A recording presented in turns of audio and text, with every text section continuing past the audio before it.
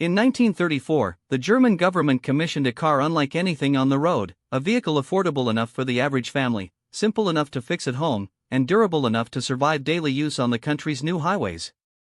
The man tasked with designing it was Ferdinand Porsche, and the result of his work would go on to become the best-selling car of the 20th century.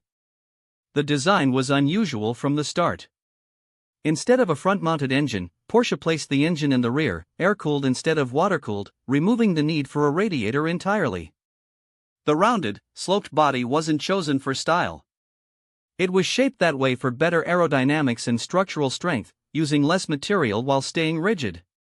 That distinctive curved shape earned it a nickname almost immediately. People started calling it the Beetle, long before the company ever used that name officially. Production began in earnest after World War II, when the factory in Wolfsburg, Germany, restarted under British military oversight. What followed was one of the most remarkable turnarounds in automotive history. A car originally designed under a government initiative became a symbol of everyday reliability, exported around the world through the 1950s and 60s. Part of the Beetle's success came from what it wasn't. It wasn't flashy. It wasn't fast. It was simple, mechanically straightforward, and cheap to maintain, which made it popular with first-time car buyers, students, and families on a budget. In the United States, an advertising campaign in the 1960s leaned directly into this simplicity, with ads that famously called it "Think Small and Lemon," poking fun at the car's own imperfections instead of hiding them. It worked. American buyers, used to large chrome-heavy cars, found the Beetle refreshingly honest. Mechanically, the Beetle changed remarkably little over its production life. The rear-mounted air-cooled engine, the torsion bar suspension, the rounded unibody shape, all stayed largely consistent for decades.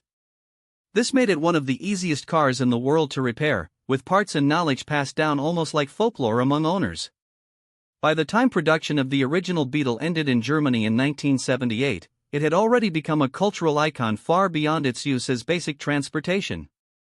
It appeared in films, was adopted by counterculture movements in the 1960s and 70s, and became a favorite among customizers and racers who transformed the simple platform into everything from dune buggies to drag cars.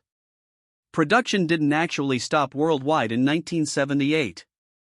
Mexico continued building the Beetle at a factory in Puebla, and it remained in production there until 2003, closing out an uninterrupted production run of 65 years, longer than almost any car in history.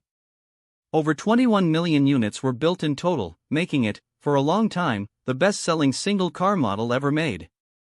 In 1998, Volkswagen introduced the new Beetle, a modern reinterpretation that borrowed the rounded silhouette but sat on a completely different, front-engine platform. It wasn't the same car mechanically, but it proved something important. The Beetle's shape alone was powerful enough to sell on nostalgia decades after the original stopped being practical. The original Beetle was never meant to be a legend. It was meant to be cheap, reliable transportation for ordinary people. But in solving that simple problem so completely, and changing so little for so long, it became something else entirely, proof that good, honest engineering can outlast trends, fashion, and time itself.